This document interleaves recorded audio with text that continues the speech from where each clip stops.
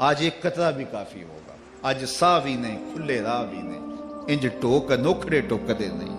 ٹر پویں تے فاصلے مک جاندے, گھر بیٹھے پینڈے مکدے. آج قدم قدم چلیں گے. ماضی کے گناہ تو ایک آنسو سے دھوئے جا سکتے ہیں. وہ ایک فقیر تھا, بازار میں کھڑا رو رہا تھا, تو کسی نے روک کے کہا, بابا کیا ماجرا ہے, کسی نے مارا ہے, کیوں رو رہے ہو؟ اس نے کہا نہیں کوئی ایسی بات نہیں, ان لوگوں کے رویے نے رلا دیا. کہا کیا مطلب؟ کہا بازار سے گزر رہا تھا, ان لوگوں کو دنیا میں کھوئے ہوئے دیکھا تو میرے دل میں ترس جاگا. تو میرا خیال یہ ہوا کہ ان بندوں کی رب کی صلح نہ کروا دوں. تو میں نے پھر اس سے بات کی, تو آواز آئی, ٹھیک ہے لے آ ان کو میری چوکھٹ پہ, ایک آنسو سے سارے گناہ معاف کر دوں گا. میں بڑا خوش ہوا, میں ان سے بات کی, یہ الٹا میرا مذاق اڑانے لگے, جا بابا کام کر, تجھے کیا پتا دنیا داری کیا ہوتی.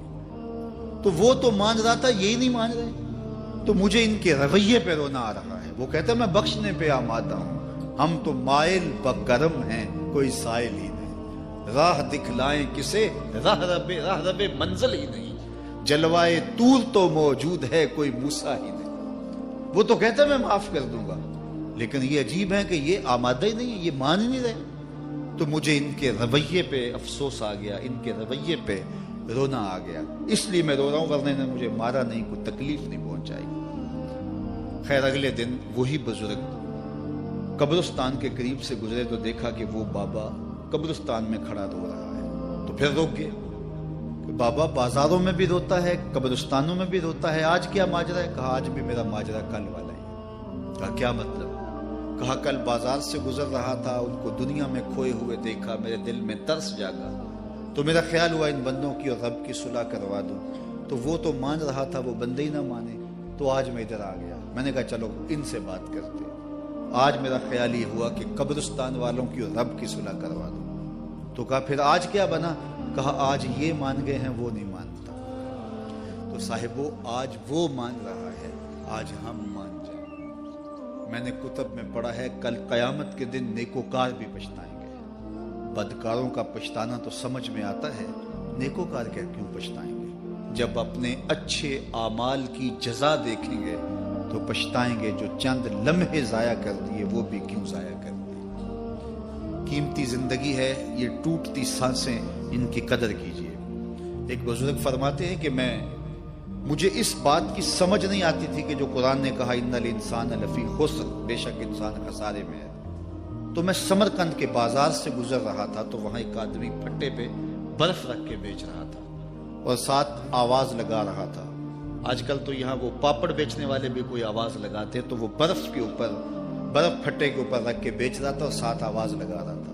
آواز کیا تھی؟ ارحمو ارحمو الا من یذوب راس مالہ, او گزرنے والوں میرے پہ ترس کھاؤ, میں ایسا تاجر ہوں جس کا راس المال پگھلتا جا رہا ہے. چونکہ یہ جو برف ہے ایسا سودا ہے جو گاہک کا انتظار نہیں کرتا. آپ کپڑا بیچتے ہیں, آج گاہک نہیں آیا, ہو سکتا ہے کل دعانے مہنگا بیچ لیں. آپ پیٹرول بیچتے ہیں, ہو سکتا ہے کہ کل پڑا 6 روپے اوپر چلا جائے, آپ کا لاکھوں کروڑوں کا فائدہ ہو جائے. لیکن آپ اگر برف بیچتے ہیں, آج نہیں بکی تو کل برف ہی نہیں ہوگی. تو وہ سیل پہ برف بیچ رہا تھا اور ساتھ لوگوں کو دہائی دیتے ہوئے کہہ رہا تھا, او لوگو میرے پہ ترس کھاؤ, مجھ سے برف لیتے جاؤ, میں ایسا تاجر ہوں جس کا راس المال پگھلتا جا رہا ہے. تو کہتے ہیں جب اس نے یہ آواز لگائی نا تو میرے قدم رک گئے اور میں اس کے قریب چلا گیا اور میں نے کہا کہ مجھے ان الانسان لفی خسر کا ترجمہ سمجھ میں آ گیا. جس طرح تیری برف پگھلتی جا رہی ہے, میری زندگی پگھلتی جا رہی ہے. اور اگر تو اب برف وقت پہ بیچ لے, ان پگھلتی برف کو تو درہم کے بدلے, دینار کے بدلے, پارچہ جات کے بدلے, جنس کے بدلے فروخت کر لے تو فائدہ ہو جائے گا, 4 آنے تیرے ہاتھ لگ جائیں گے. اور میں بھی ان سانسوں کے بدلے درود پڑھ لوں, ان سانسوں کے بدلے سجود کر لوں, ان سانسوں کے بدلے قیام کر لوں, کسی دکھی کے سر پہ ہاتھ رکھ دوں, کسی پریشان کی پریشانی دور کر دوں, تو میری سانسیں کام آ جائیں گی. ورنہ یہ ٹھہریں گے نہیں. سوئے ہوئے ہوں تو پھر بھی سانسیں ٹوٹ رہی ہوتی. تو ہم کتنی جلدی موت کی طرف بڑھ رہے ہیں, تو زندگی کتنی مختصر ہے اور ہم کتنے بے پرواہ ہیں. آنکھیں اس وقت کھلتی ہیں جب آنکھیں بند ہوتی ہیں, لیکن کیا فائدہ اس وقت کا. آج کا پچھتاوا کل کی بہتری کی ضمانت ہے, اور آج کے پچھتاوے سے کل کی زندگی کی خوبصورتی نصیب ہو سکتی ہے۔ اس لیے یہ ڈھلتا ہوا سورج، یہ دیکھیں ابھی جب داخل ہوئے تھے تو سورج ابھی سر پہ تھا، لیکن اب سورج درد غروب سے زرد ہو چکا ہوگا اور چند لمحوں کے بعد وہ نگاہوں سے اوجھل ہوگا۔ میاں صاحب بھی بولے کہ زندگی تیری جو ہے ڈوبتے سورج کی طرح ہے، ڈیگرتے دن گیا محمد اوڑک نو ڈوب جانا۔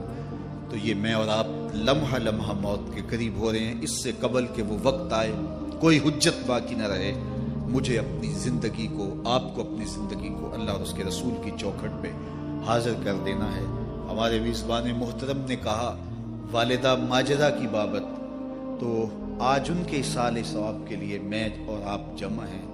ایک وقت ہمارے اوپر بھی آنے والا ہے کہ لوگ ہمارے لیے جمع ہو رہے ہوں گے۔ یہ وقت تو آنے والا ہے، اس کے تو چھٹکارا نہیں ہے، اس سے تو خلاصی نہیں ہے، کوئی بھاگ سکتا نہیں ہے، موت سے تو فرار نہیں ہے۔ تو آج وہ نہیں ہیں، لیکن ان کا سعادت مند بیٹا ان کی یادوں کے چراغ کو روشن کیے ہوئے ہے۔ ورنہ میں ایسے بیٹے بھی دیکھے ہیں جنہوں نے اپنی سکی ماں کا جنازہ نہیں پڑھا۔ آپ کہیں گے کوئی ایسا بد نصیب بھی ہو سکتا ہے، جنازگاہ میں گیا ہے لیکن وہاں جا کے کھڑا رہا ہے، جنازہ نہیں پڑھا۔ آپ کہیں گے کہ ایسا بد نصیب، میں نے کہا ایسے بد نصیب آپ نے بھی دیکھے ہوں گے۔ یہ کون سے بد نصیب ہیں؟ یہ وہ بد نصیب ہیں جنہیں جنازہ آتا نہیں، ساری زندگی لوگوں سے فراڈ کرتے ہیں، اور جب اپنی ماں مر جاتی ہے، اپنا باپ فوت ہو جاتا ہے، تو یہ فراڈ پھر وہ اپنی ماں سے بھی کرتے ہیں، اپنے باپ سے بھی کرتے ہیں۔ مجھے بتاؤ کتنا بد نصیب ہے وہ بیٹا کہ جو اپنی ماں سے، اور وہ بھی مرنے کے بعد فراڈ کر رہا ہے، اور اپنے باپ سے وہ بھی مرنے کے بعد فراڈ کر رہا ہے۔ اور کتنا خوش نصیب بیٹا ہے کہ جو روزانہ اپنی ماں کے لیے دعا کرتا ہے۔ اور میں کہتا ہوں اگر بیٹا نمازی ہوگا، بیٹی نمازی ہوگی، اہتمام سے دعا نہ بھی کرے، دن میں کتنی مرتبہ کہے گے ربنا اغفر لی ولوالدی، اے اللہ مجھے بھی بخش دے، میری ماں کو بھی بخش دے، میرے باپ کو بھی بخش دے۔ اور جب بندے ہاتھ اٹھا کے دعا مانگتے ہیں اللہ خالی ان ربکم حیی کریم یستحیی من عبدہ اذا رفع یدیہ ان یردہما صفرا، تمہارا رب حیا کرنے والا سخی ہے، کریم ہے۔ بندے جب اس کے سامنے ہاتھ اٹھا کے دعا مانگتے ہیں، اللہ فرماتا ہے مجھے شرم آتی ہے ان کے اٹھے ہوئے ہاتھ خالی کیسے موڑ دوں۔ انہوں نے میرے سے مانگا ہے، میں بھی نہیں دوں گا تو کس در پہ جائیں گے۔ میں ایک دیہاتی بات کرنا چاہتا ہوں، اتنے لوگ جتنے آپ یہاں بیٹھے ہیں، اتنے لوگ اٹھ کے کسی دنیا دار کے ڈیرے پہ چلے جائیں اور اس سے کچھ مانگیں اور وہ دے سکتا بھی ہو، تو کیا وہ آپ کو خالی لوٹا دے گا؟ وہ کہے گا ڈیرہ داری کی شان کے خلاف ہے کہ اتنے لوگ دروازے پہ آ گئے اور ان کو خالی موڑ دوں۔ تو جب تم اتنے بڑے ڈیرہ دار ہو اور تمہیں اتنی غیرت ہے کہ اتنے لوگوں کو خالی نہیں موڑتے، تو کریم خالی موڑ دے۔ آؤ تو صحیح اس کی چوکھٹ پہ جھولی پھیلاؤ تو صحیح۔ پھر دنیا داروں سے مانگنا ہو تو ان کی زبان میں مانگنا پڑتا ہے۔